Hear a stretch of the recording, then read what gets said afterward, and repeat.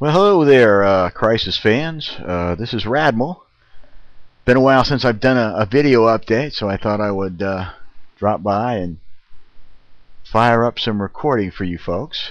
Talk about some things that are on my mind, and hopefully you'll drop some comments by and tell me what's on your minds. I'll put up links at the site for those of you who've not been watching or not been paying attention or whatever. Got a website, myvirtualmidlifecrisis.freewebspace.com. It's the story of my preparing for and eventual departure on a trip across America by bicycle. In the meantime, I've been doing some training, back riding again. Got sick as a dog on the last camping trip, so that kind of slowed me up a bit, and the weather has been horrible. You know, it's winter, and makes it a little difficult to get going. But we're trying to stay in shape, trying to get out there, and hopefully we'll have some more video from the road for you guys over the next month or two. Once it stops raining quite so damn much, I'll get back out camping again. I'm sorry about the last video from Moonstone Beach. I went up to Camel Rock, and you know, I'm not a pro by any means, and it kind of got washed out by the sun. So maybe I'll put the audio track up somehow, although it might not make much sense. But it was a really nice trip up there. Got to see there in the wintertime out here in California is when everyone goes surfing, and so Camel Rock is the Point Break area for this region above the Lost Coast, and that's where most of the guys around here that surf do. And so it was a great day. The sun was shining. There was a lot of wind-driven surf, and there was a lot of people out there catching waves, and that was kind of cool. It's a shame that the video didn't turn out, but what the hell. What's been on my mind lately mostly has been politics. Been watching the events, and the official candidate of the crisis, of course, was Dennis Kucinich, and he fell by the wayside very quickly. It became apparent that he had no chance to win right away, and so then I shifted over to Edwards because he was the most populist, I thought, and after that I shifted to Mr. Obama, Barack Obama. The Hillary Clinton thing, I've written about that at length in a lot of places. I just don't care for her. I don't think I'm being a sexist. I'm not a real misogynist type person. So you know, as a white guy, you know, one of the last white male straight guys in the Democratic Party, it's kind of hard to know what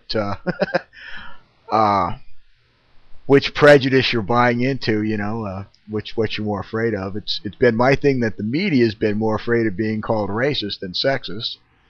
I don't think that's what's going on with me. I just find Obama to be an inspirational speaker, something I'm not, evidently. But anyway, I find him to be a very inspirational speaker, and in America that works. You know, it's sad that we're not a nation that's really interested in the hard facts and the nuts and bolts of things, but most of us aren't. You know, I like to know things. I'm really interested, but I find that even when I know a lot of things, it's still pretty much useless information. And you know, the decision that I would have made, the more I know, you reach a point of diminishing return.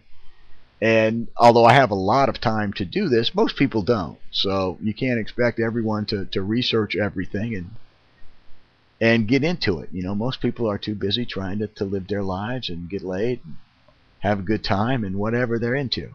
So, you know, and I'm not gonna get down on people for that. I wish people did have a little more intellectual curiosity, and I'm sure there's a lot of people out there. And to that note, if anybody out there, I'd like some answers if you know any. So I'm going to throw out some questions. One, how could it possibly have cost I think the people on CNN were saying as much as $50 million to shoot down this satellite. The missile itself cost $10 million, and that's ridiculous. I mean, our enemies now live in mud huts, and so we're going to use $10 million missiles to blow up their mud huts. How in the hell can that possibly be cost effective? How could you possibly? What mindset is it that thinks that that's workable? That we can spend $500 billion a year defending a nation that shouldn't need it. You know, if we were doing the right thing everywhere, people wouldn't be trying to kill us. That's part of my philosophy. Is generally when you piss somebody off, there's a reason. Not always. You know, there are people that have irrational hatreds, and those have to be dealt with. But I just don't see how it can cost the kind of money that it costs to do it. And I really don't see how we didn't invent some new technology to shoot this satellite down. You know, I think the only reason they decided they wanted to do it was to test to see if they could, and to give a little more impetus to funding for Star Wars, which is a big thing. People make a lot of money off this crap, and farming the government is all we do anymore in this country. But where's the other 40 million go? It's the people that are monitoring it, the guys in the ship. The cost of the ship, all of that stuff is already paid for by the fact that by the military in the standard budget. So what is it that costs that much money to go cruise out and do, you know, to look at the sky and point things at a satellite costs that kind of bucks? I don't think so. But what are you going to do? The other thing I'm thinking about that's just useful information if anybody happens to know. Does anybody know what effect the thermal expansion of water has on the tidal effect?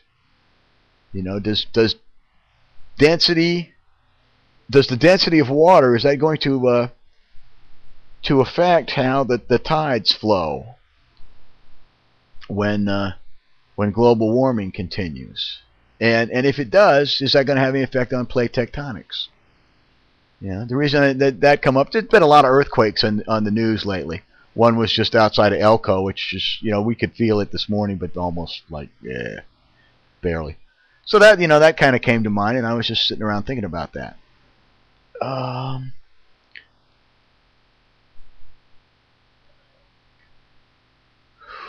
the other thing that I saw on the web that might be of interest to anybody out there, a little thing about experimental philosophy.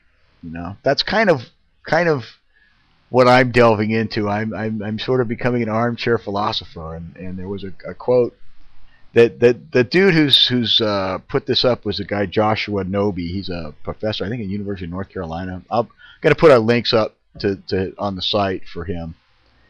But there's this really cool the anthem of the experimental philosopher, which is his new kind of thing, is instead of sitting around in an armchair and thinking, you go conduct experiments and ask questions. And it was kind of a cool thing, but he's burning an armchair, and that just struck me as kind of what I'm doing, is sitting around in my armchair, bouncing around the internet at the same time, and learning and coming up with opinions and asking questions, and